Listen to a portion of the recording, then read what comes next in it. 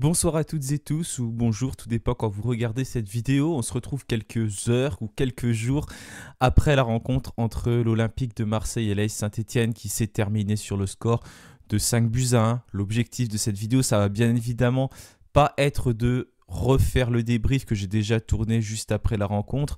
Mais là, j'ai quelques réactions, notamment celle de Patrice Florence, grand supporter de l'AS Saint-Etienne, qui a tenu à m'envoyer une vidéo, lui qui était présent au stade pour réagir. Je lui ai posé 3 questions avant la rencontre, donc avant qu'on voit ce qui s'est passé, pour avoir sa réaction ensuite une fois rentré chez lui. Et puis il a pu aussi également me donner un avis plus global sur la rencontre. Donc je vous propose d'en parler dans quelques instants. Je vais réagir moi à sa vidéo, hein. À chaque fois je vais me faire des petites pauses pour réagir par rapport à ce qu'il a dit. Donc avant de débuter, n'oubliez pas de vous abonner, de liker la vidéo et nous, on se retrouve juste après le générique.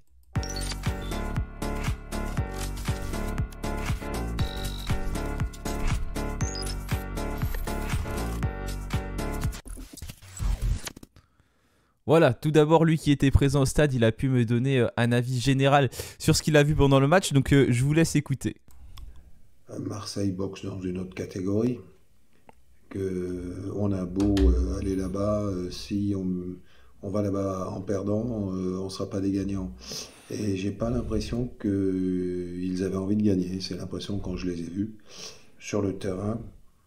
Et donc, je suis un Stéphanois déçu parce que ça fait des années que je les supporte. Je les supporterai de toute façon, quoi qu'il arrive, même s'ils perdent. Parce que notre cœur stéphanois, il est vert à jamais. Alors oui, ce soir, j'ai souffert. Je souffre depuis maintenant quelques années. Voilà, déjà, première réaction, c'est un peu la même que moi après ce match. Le fait que Marseille était au-dessus et que malheureusement, on savait, on craignait que cette équipe stéphanoise ne puisse pas rivaliser, ne puisse rien faire contre cette équipe de l'Olympique de Marseille qui, cette année, a plus que jamais envie de retrouver la Ligue des Champions et puis voilà, de remettre le club là où il doit être. Et on a senti des Stéphanois qui sont arrivés encore une fois avec peut-être une peur de gagner. C'est pas vraiment le terme qu'il faut dire peut-être, mais cette crainte en tout cas de ne rien pouvoir faire contre cette équipe marseillaise. Et c'est ce que j'ai ressenti notamment dans les interviews d'après-match avec Lucas Tassin qui disait que ça allait être compliqué là-bas, avec Davitashvili qui disait qu'il savait que ça allait être compliqué là-bas, avec Zuriko Davitashvili qui à un moment donné regarde Eric Horneland en disant mais on peut rien faire. Voilà, il manquait cette révolte, cette envie en tout cas de bien faire du côté de Marseille. C'est ce que j'ai ressenti sur le terrain dans l'analyse, que ce soit par Davitashvili ou par Lucas Tassin. Et c'est ce que Patrice Florence a également remarqué depuis le stade. Donc j'attends également votre avis.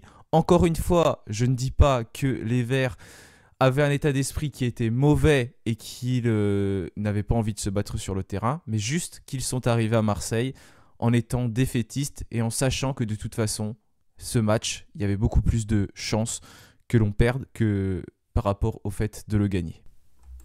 On a critiqué l'entraîneur, on a changé l'entraîneur. Au début, une victoire contre Reims, et puis après, 7 matchs, je crois, sans arriver à avoir vraiment une équipe qui tient 90 minutes. On a l'impression qu'ils sont fatigués. Ils n'ont pas de ressort. Ils se sont battus ce soir, mais ils se sont battus pendant une mi-temps. Et puis après, il faut dire à Nadé qu'ils mettent la main dans le dos pour éviter les pénaltys, parce qu'on prend un pénalty à chaque coup. Et qu'à partir du moment où on y met les 2 €, comme on sait très bien qu'on ne marque pas parce qu'on n'a aucune occasion, c'est très difficile. Bon. Voilà, le constat, il est un peu le même après chaque rencontre. Ça a bien marché hein, quand Eric Horneland est arrivé sur les 2 premiers matchs, hein, notamment contre Reims où on s'est imposé 3 buts à 1. Contre le Paris Saint-Germain, on avait également sorti une belle prestation. Mais là, le problème, c'est qu'on remarque que l'effectif stéphanois, il est une nouvelle fois très limité, que voilà, on aurait dû recruter des joueurs au mercato, on aura l'occasion d'y revenir dans quelques instants, et que malheureusement, mis à part Maxime Bernauer et Irving Cardona, personne n'est arrivé. Donc on a l'impression que cet effectif stéphanois, déjà, il est fatigué, même si c'est vrai qu'on ne joue qu'en Ligue 1, on ne joue pas sur tous les tableaux du tout, on joue une fois par semaine, donc ça devrait le faire.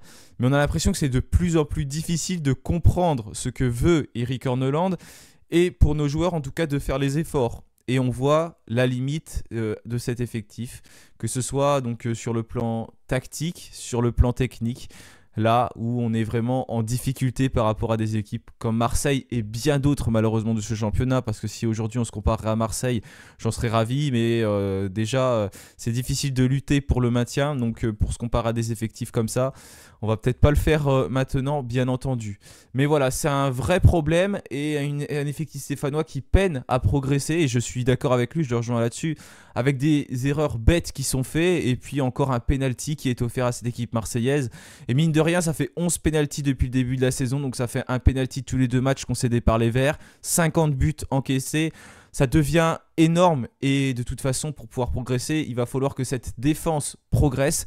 Et à l'heure actuelle, en tout cas, j'ai du mal à voir comment cette défense peut progresser, à moins que Maxime Bernauer se révèle et qu'on le voit, mais pour ça, il va encore falloir qu'il joue, et ça, on y reviendra aussi dans quelques instants. Et il y a d'autres équipes qui semblent quand même à notre portée, mais je laisse déjà Patrice s'exprimer là-dessus. Alors à l'heure où je fais ce débat, il est tard, et donc je sais que Nantes a perdu 7 buts à 2, je crois. Donc Nantes est toujours dans notre portée, mais je crois que si nous arrivons à être barragistes à la fin de l'année, je me dis que ça serait peut-être une chance pour qu'on puisse rester en D1. Voilà, donc le FC Nantes par exemple qui s'est incliné lourdement, c'était même 7 buts 1 contre l'AS Monaco, ils menaient 1-0 les Nantais, après ils ont pris un carton rouge et ils ont pris 7 buts derrière. Quand je tourne cette vidéo, Montpellier n'a pas encore joué contre Nice, contre Lyon pardon, et puis le Havre n'a pas joué contre Nice, donc je ne sais pas encore quels sont les résultats. Mais en tout cas c'est vrai qu'il y a des équipes qui sont un peu concurrentes à nous, et qui se retrouvent aujourd'hui en difficulté aussi en Ligue 1, et ça peut un peu être notre chance, et peut-être que cette place de barragiste est ce qui est le plus probable pour l'AS Saint-Etienne. Je rappelle qu'avec 18 clubs en Ligue 1, la 17e équipe et la 18e descendent directement en Ligue 2, et la 16e est barragiste. Les barrages ne seront bien sûr pas faciles, mais j'ai pas envie qu'on se retape les barrages pour la 3e fois en 4 saisons. C'est bon, ça commence à faire. On avait toutes les cartes en main, on savait ce qu'il fallait faire pour se maintenir en Ligue 1, comment agir. Et pour l'instant, on se retrouve en difficulté, une situation dans laquelle on ne devrait pas être, surtout avec la connaissance notamment de ce problème des droits TV et des clubs qui se retrouvent vraiment dans l'embarras. D'ailleurs, c'est un dépôt de bilan de certains qui pourrait peut-être nous sauver. On n'en est pas là, en tout cas j'espère pas. On a appris que certains 4 clubs, je crois, étaient vraiment en difficulté. C'était Daniel Riolo sur RMC. J'espère pas qu'on va s'en sauver comme ça, mais en tout cas, malheureusement, aujourd'hui, beaucoup de clubs de Ligue 1 se retrouvent en difficulté. Et c'est à nous d'agir d'un point de vue sportif en allant piquer certains joueurs, chose que certains autres clubs ont réussi à le faire. Quand on voit par exemple le mercato du Stade Rennais, nous, j'ai l'impression qu'on n'a pas pris conscience de la situation très difficile. Voilà en tout cas pour ces équipes-là. Donc je continue avec la vidéo. Vous avez vu que le changement d'entraîneur n'a pas apporté ce qu'on souhaitait. Alors, il disait en conférence de presse qu'il était déçu et tout, mais enfin, quand on est patron et manager, on doit manager les gens et on doit les mettre les faire monter au cocotier, on dit, pour qu'ils soient transcendés et qu'ils se battent. Voilà, par rapport à ces réactions, par rapport aussi à la réaction du coach et ce qui a été dit, je pense aussi par l'ensemble des joueurs après le match, où encore une fois on sent que c'est une équipe stéphanoise qui est certes déçue, mais qui malheureusement connaissait un petit peu son sort avant la rencontre et savait que cette équipe marseillaise allait être plus forte que nous et avait plus de chances de s'imposer. Je suis d'accord avec lui, avec cette déception qui me révolte un petit peu.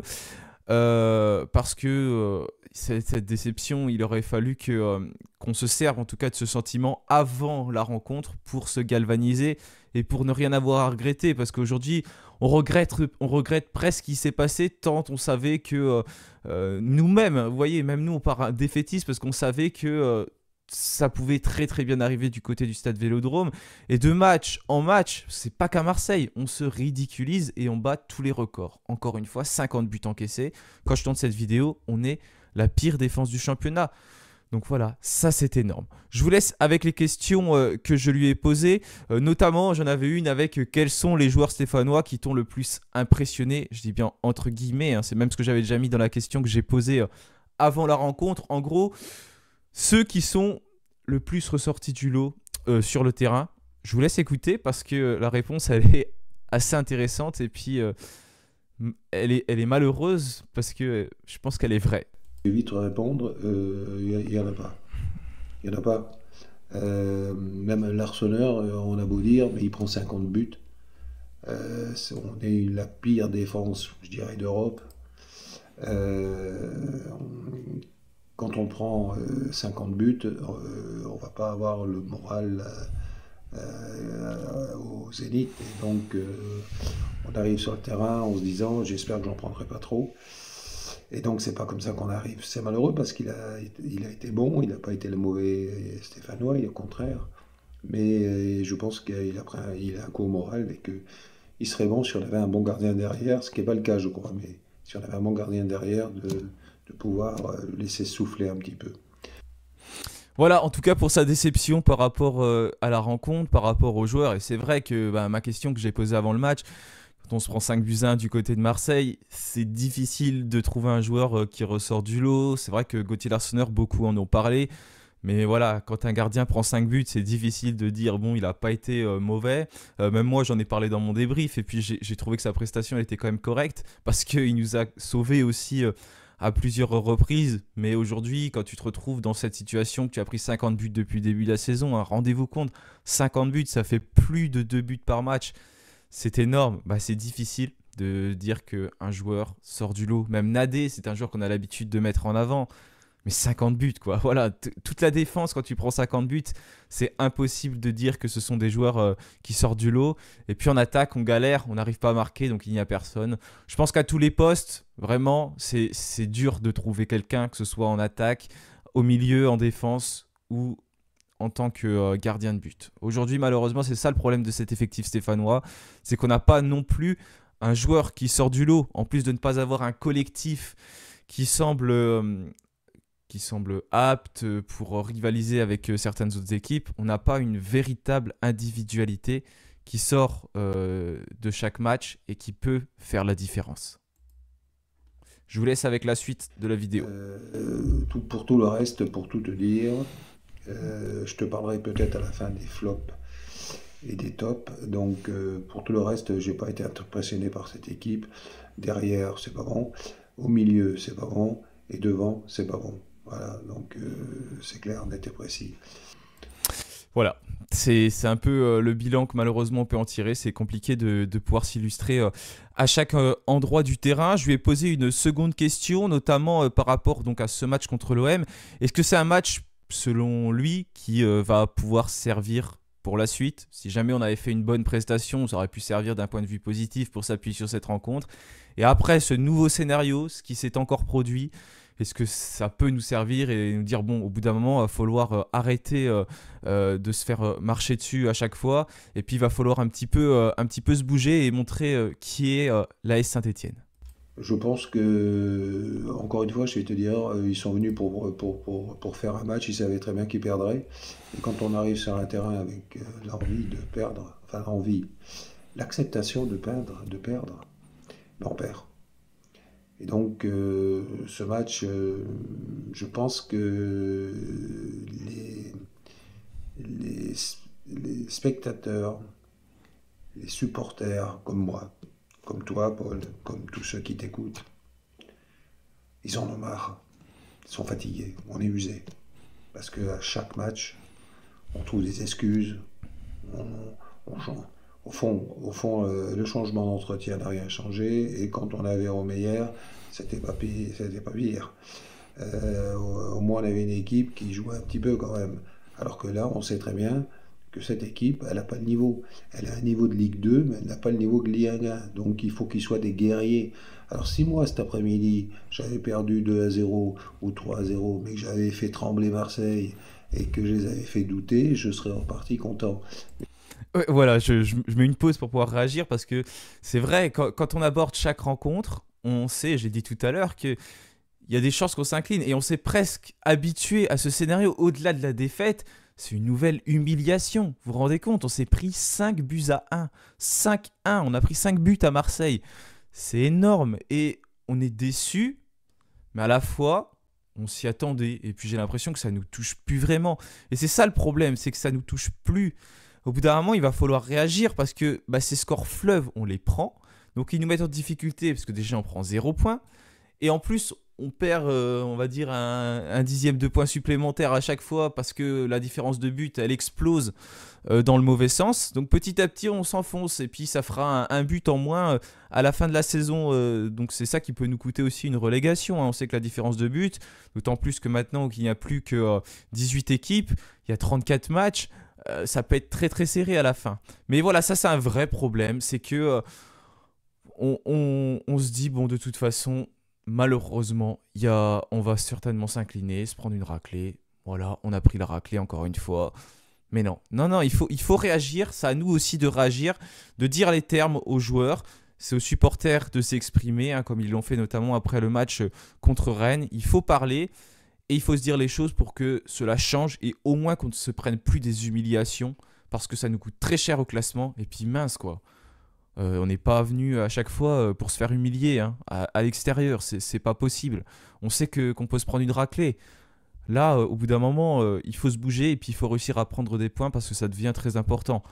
Donc voilà, en tout cas, c'était très intéressant sa réaction par rapport à ça parce que je rejoins totalement là-dessus où aujourd'hui on est tous usés, on en a tous marre, mais à la fois on sait que c'est un scénario qui a malheureusement beaucoup de chances d'arriver.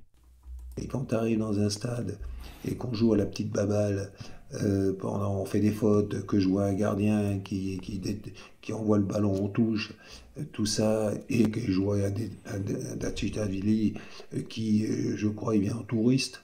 Donc on a l'impression qu'il n'est pas du tout concerné. Est-ce qu'il sait qu'il doit marquer des buts et faire marquer des buts? Franchement, moi, ce type-là, je vous en parlerai dans les flops.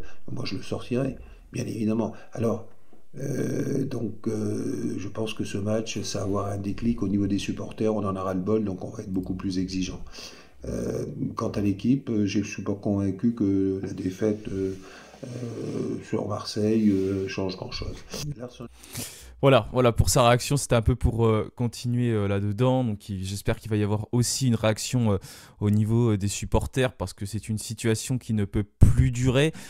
Aujourd'hui, on commet toujours les mêmes erreurs avec notamment, c'est vrai, cette façon de jouer un peu à la baballe, de jouer derrière et de prendre aussi des risques inconsidérés. Plusieurs fois contre Marseille, on est incapable de ressortir les ballons, on le voit, mais on s'entête à refaire la passe à Gauthier Larsonneur ou à faire comme les Marseillais, on les voit, ils ressortent les ballons de derrière. Ça, quand tu es capable de le faire, que tu sais le faire, c'est super parce que ça te permet de faire la différence déjà techniquement et puis ça ouvre forcément des espaces parce que l'équipe presse, bah, tu as vite fait d'éliminer 3 joueurs et des fois il y a des boulevards, notamment sur le côté de Léo Pétron, on le voyait. Mais nous, on ne sait pas faire ça. On était largement en dessous sur le plan technique. Donc ce qui se passait forcément, c'est que les Marseillais ils récupéraient le ballon haut et ça nous mettait en danger. Ça aurait pu nous coûter cher à plusieurs reprises. Ça nous a d'ailleurs coûté cher puisqu'on prend 5 buts derrière. On paniquait déjà en défense. Donc ressortir les ballons de cette façon-là, c'est quelque chose qui n'est pas véritablement possible. Je lui avais posé une dernière question, en tout cas par rapport au 11 de départ stéphanois. Est-ce qu'avec ce qu'il a vu donc, cet après-midi, quel changement il ferait dans le 11 de départ pour le prochain match qui sera donc la rencontre contre Angers? Je vous laisse écouter et puis je commenterai derrière. Je pense que je le ferai souffler un petit peu. Pas longtemps, parce qu'on ne peut pas s'en passer, mais si on avait un gardien de bon niveau derrière, on pourrait, parce que 50 buts, c'est pas normal. Il y a quelque chose qui se passe. Et pourtant, on a vu qu'il a sorti, on aurait pu prendre 7 ou 8 au stade aujourd'hui. Derrière, je laisserai Petrov, Batuchika, Nadé. J'hésiterai entre Briançon. Une question que je me pose, un Briançon, c'est un type quand même qui nous a emmenés en première division. Il mouille le maillot, il se bat, il a des tripes. Euh, je pense pas qu'il soit ridicule.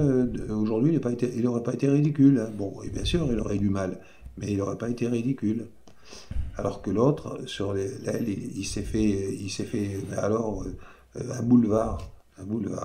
Donc, j'essaierai Briançon ou bien notre nouveau joueur qu'on vient de prendre et qui est resté sous la touche. J'ai pas compris. Franchement, on va acheter des joueurs, on dépense de l'argent et on les laisse sous la touche.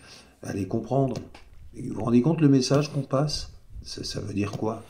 Et donc, voilà. Donc, derrière, je mettrai cette forme-là. Et Voilà, en tout cas, par rapport à sa réaction, déjà d'un point de vue défensif, on va dérouler petit à petit. Donc, il serait pour faire souffler Gauthier Larsonneur, qui a pris 50 buts depuis le début de la saison. Donc, ce qui est énorme. D'un point de vue personnel, je pense pas malheureusement que ce soit une bonne idée, même si je comprends totalement sa réaction, mais pour cela, comme il l'a évoqué tout à l'heure, il faudrait qu'on ait un bon gardien remplaçant derrière. Et malheureusement, Brice Maubleu, je l'ai vu une fois, hein, c'était justement contre Marseille en Coupe de France. J'étais présent au stade et la prestation qu'il avait affichée était mais très difficile. Il n'avait pas du tout été rassurant, hein. Autant Larsonneur, on l'a critiqué sur les sorties aériennes, notamment là sur le corner où il a de la chance que le but soit annulé et ça arrive à plusieurs reprises. Mais c'était pareil, Brice Maubleu, il est plus grand, mais je peux vous dire que des ballots, il en a échappé. C'était une vraie savonnette, ses mains. Et il avait été pas du tout rassurant. Et je pense que si on change aujourd'hui, Gauthier Larsonneur fait quand même quelques arrêts, hein. On l'a vu contre Marseille aussi, contre Rennes. Il sort quand même des parades, malgré le fait qu'il en encaisse beaucoup. Et je suis pas sûr que Brice Maubleu soit capable de faire ces parades-là. Donc, changer de gardien, oui, ce serait bien. Mais malheureusement, il faudrait qu'on ait quelqu'un sur le banc qui soit capable de prendre la succession de Gauthier Larsonneur, ce qui ne me semble pas le cas en tout cas avec Brice Maubleu, et j'ai bien peur que ce soit encore pire. Concernant la défense, donc plusieurs choix pourraient être faits. Donc Michael Nadé resterait dans l'axe, ce qui semble aujourd'hui une certitude. Voilà, je ne vois pas Michael Nadé changer. Sur le côté gauche, on retrouverait Léo Petro. Denis Sapia est absent, il sera absent contre Angers, je crois qu'il y a une dizaine de jours minimum. Donc sur le côté droit, peut-être Maxime Bernauer, parce que Patrice Florence nous parle donc de Maxime Bernauer, de Dylan Batuminsika et d'Anthony Briançon. On peut bien sûr pas mettre tout le monde, mais sur le côté droit, Bernauer, s'il est capable de jouer, j'espère qu'il va un jour être titulaire, parce que c'est vrai que c'est un très mauvais message envoyé, hein, mais de toute façon... on a besoin de renforts, hein. C'est pas comme si c'était le second rôle pour lui et qu'on était très fort sur les côtés ou partout dans l'effectif et qu'on n'avait pas besoin de défenseurs. Là, non, j'espère qu'il va pouvoir jouer parce que c'est une recrue. Et puis, on compte sur lui. Et puis, en défense centrale, un retour comme Anthony Briançon pourrait être quelque chose d'envisageable. On a vu que c'était difficile aussi pour Dylan Batuminsika. Je ne sais pas si Anthony Briançon a un meilleur niveau que Dylan Batuminsika, hein. La défense qui nous a plus fait monter l'année dernière, c'était quand même Batuminsika, Michael Nadé. Mais au bout d'un moment, il faut aussi tenter, changer des choses. Encore une fois, on a pris 50 buts, c'est que ça ne va pas en défense. Mais il faut changer. Un déclic, ça passe aussi des fois par changer un joueur. Ça peut changer quelque chose dans l'état d'esprit, dans le collectif. Et c'est vrai que Briançon avait aussi cette étape de capitaine. Donc des fois, s'il y a quelqu'un qui gueule un petit peu sur le terrain, c'est quelque chose qui peut nous faire du bien. Et ça fait entre guillemets un peu comme une recrue, même si Anthony Briançon n'est pas une recrue. Mais on n'a pas l'habitude de le voir sur le terrain ces derniers mois. Donc voir un nouveau visage, des fois, c'est quelque chose qui peut permettre à un joueur de se relancer et qui peut aussi permettre à une équipe de se relancer parce qu'il y a un nouvel état d'esprit. Après, je ne suis pas dans l'entraînement, je ne vois pas ce qu'Anthony Briançon fait, mais déjà, d'un point de vue mental, sur le terrain, je pense que ça peut changer quelque chose. Je vous laisse écouter la suite, on va passer notamment au milieu de terrain. sur le milieu de terrain, je mettrai Tardieu, je laisserai Mouton parce que c'est un type qui se bat, et Tardieu il s'est battu aussi. Et bien sûr Bouchoirie, hein, Bouchoirie il est incontournable. Pourquoi on l'a sorti? Pourquoi il l'a sorti pour mettre Fomba? Alors peut-être pour le faire reposer. Mais enfin, si on fait reposer les gens qui doivent faire 90 minutes, si on les sort et on les fait reposer, c'est pas des joueurs, c'est quand même des professionnels. S'ils n'ont pas 90 minutes dans les jambes, alors ils gagneront jamais un match. Et alors devant, Voilà, déjà, par rapport à son milieu de terrain là, c'est vrai que contre Marseille, on avait vu Florian Tardieu aligné en compagnie de Benjamin Bouchouari et puis Pierre Ekwa. Donc là, des choix s'imposeraient peut-être. Avec la lourde décision donc, de sa part de sortir Pierre Ekwa. C'est vrai que j'ai trouvé en difficulté contre Marseille, mais c'est peut-être un de nos meilleurs milieux de terrain depuis quelques matchs maintenant. Je suis loin d'être fan du profil de Pierre Ekwa, mais je pense qu'il est indispensable dans le 11 de départ stéphanois, hein, parce que c'est vraiment lui qui fait aussi ce lien entre la défense et l'attaque. Et je pense que Florent Tardieu, qui a fait un bon match aussi, un bon match, toute proportion gardée, on a pris 5 buts, mais en tout cas, c'était pas le pire sur le terrain. C'est un joueur qui a du mal à confirmer, on l'a vu ces dernières années, et je pense que c'était contre Marseille, on sait qu'il est pour Marseille, qu'il est Marseillais, et voilà, ça l'a galvanisé aussi. Et contre Angers, je sais pas, je le sens pas trop, je remettrai Pierre Ekwa. En tout cas, voilà, c'est son choix, il y a mon choix aussi, hein, tout le monde peut avoir un choix différent, il n'y a pas de souci. Mais Benjamin Bouchouari, bon, je pense qu'on est tous d'accord parce qu'il est indispensable. Et puis Louis Mouton qui ferait son retour, lui qui n'était donc pas titulaire, et qui est rentré, je crois, à la place de Benjamin Bouchouari et Lamine Fomba qui était rentré, lui, en fin de match à la place de Florian Tardieu. Voilà en tout cas pour son choix au niveau du milieu de terrain. J'attends le vôtre également. Mais il faut quand même faire quelques changements. Je pense que c'est indispensable parce que on voit que cette équipe stéphanoise, elle est en difficulté. Et au bout d'un moment, si on veut réussir à se relancer, il va falloir corriger certaines choses. Et ça passe peut-être aussi par changer les milieux de terrain. J'étais en train de regarder en même temps les changements. Oui, c'est bien Lamine Fomba qui a remplacé Tardieu à la 81e minute de jeu et Louis Mouton, Benjamin Bouchouari à la 62e minute de jeu. Et on a vu Cardona qui était rentré à la place d'Augustin Boaké juste à la mi-temps. Maintenant, passons à l'attaque et vous allez voir, il y a un choix fort et je suis vraiment d'accord avec lui. Je ferai vraiment très simple. Je sors d'Achichavili, je le sors, parce que franchement, un type qui fait un match sur 10, on ne peut pas se permettre. Et puis on a l'impression qu'il roupille sur le terrain. Il n'a pas compris qu'il faut qu'il marque des buts et qu'il amène. Donc je mettrai Cardona au démarrage. Cardona, il est rentré, ça change tout, hein. Il a montré ce qu'il savait faire. Bon, je laisserai Tassin, parce que Tassin, on l'a payé très cher, il faut l'utiliser, et j'espère qu'il va monter, et je pense qu'il va monter en puissance, et je mettrai Sissoko. Donc je mettrai Sissoko avant-centre, Tassin à droite, et Cardona à gauche, ou l'inverse. Voilà. Voilà en tout cas par rapport à sa réaction pour le 11 de départ. Donc je vous affiche maintenant sa composition ici. Alors il y aurait ce choix de fait donc en attaque d'enlever Zuriko Davitashvili et je suis plutôt d'accord là-dessus parce que j'ai l'impression qu'il a un peu un totem d'immunité. C'est un joueur qui ne sort pas, un joueur qui est toujours titulaire et pourtant on voit bien que c'est un joueur qui n'arrive pas à faire la différence. En tout cas, il ne la fait pas assez. Il est très frustrant. Il a toujours tendance à garder trop longtemps son ballon, à ne jamais lever la tête, à faire ce dribble de trop, à la perdre. Alors qu'encore une fois, on voit qu'il a du talent, Davitashvili. C'est ça qui est agaçant, c'est qu'il a le talent, mais il s'en sert pas correctement. Pour l'instant, il n'a pas cette faculté à lever la tête et à jouer simple quand il le faut. S'il serait capable de faire ça, eh ben, je peux vous dire que ce serait le joueur qui ferait la différence. Je parlais tout à l'heure qu'on n'avait pas de joueur capable de faire la différence d'un point de vue individuel. Mais c'est Davitashvili, ce joueur qui est capable de faire la différence. Mais aujourd'hui, il n'en est pas capable parce qu'il fait toujours ce geste de trop. Il ne lève pas la tête. Et ce qui fait qu'ils ne servent pas ses partenaires dans de bonnes conditions. Donc je serais d'accord avec lui, en tout cas pour le mettre sur le banc, au moins contre Angers.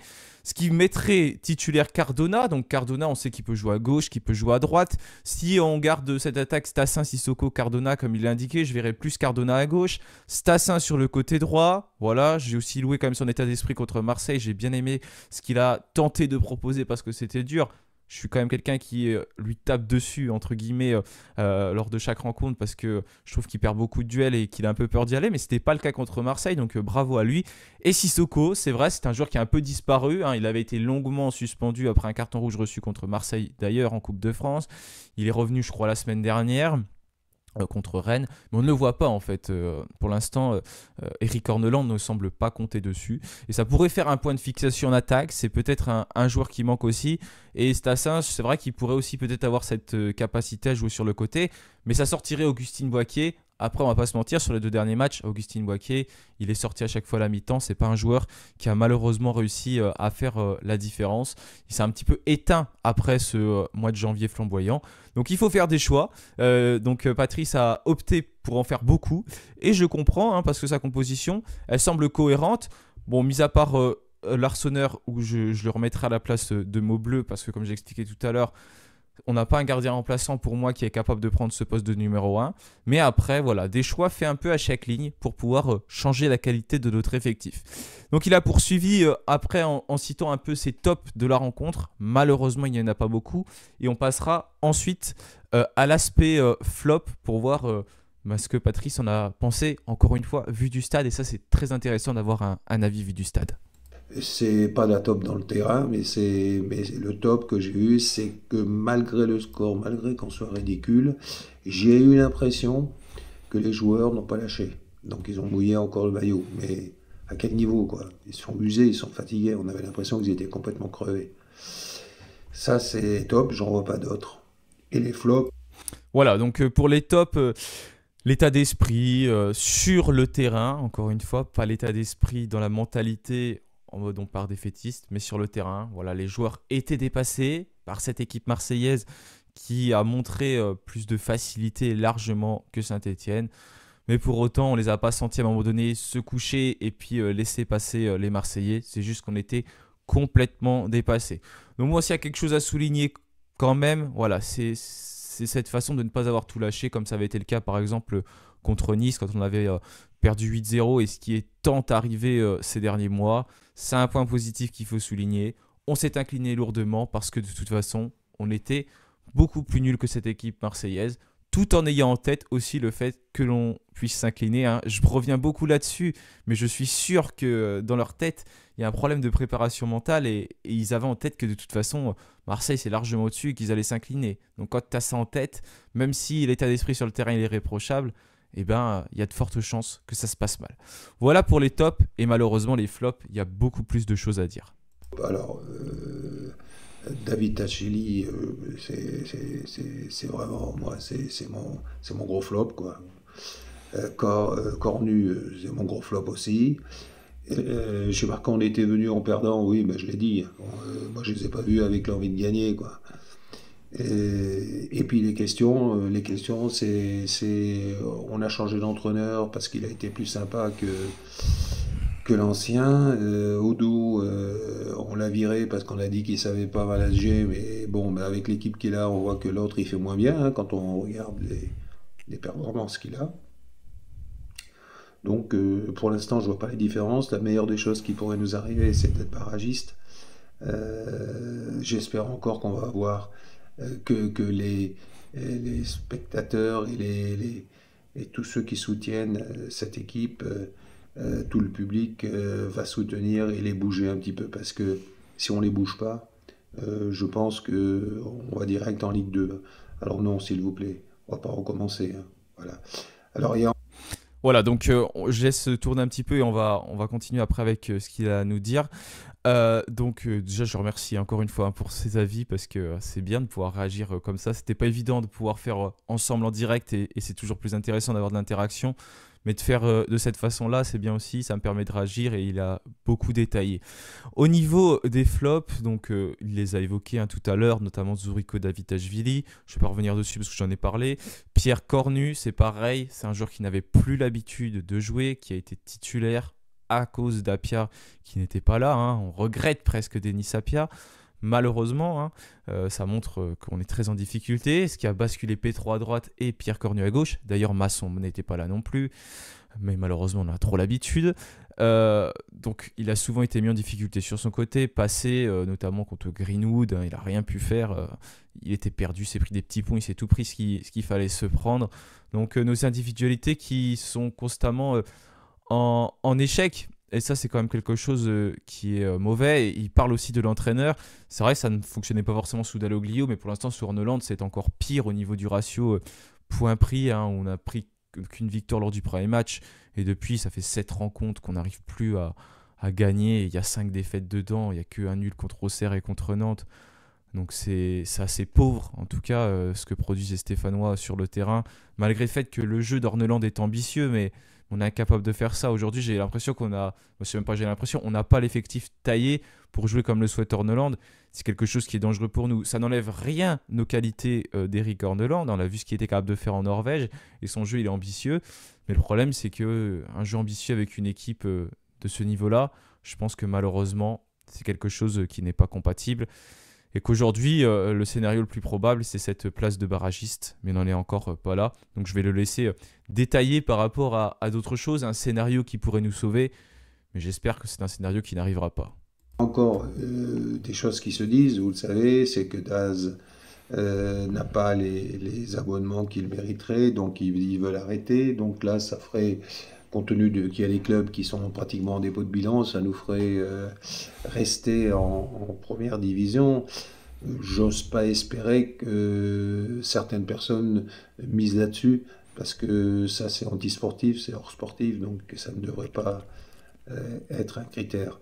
Voilà, donc je suis un Stéphanois, je resterai Stéphanois jusqu'au bout, quoi qu'il arrive, je les supporterai, mais quand même, je suis un Stéphanois épuisé et j'aimerais que on arrive un jour à revivre ce qu'on a vécu, que moi j'ai vécu parce que j'ai un âge avancé et j'ai vécu des choses extraordinaires avec des Stéphanois qui mouillaient le maillot du début jusqu'à la fin.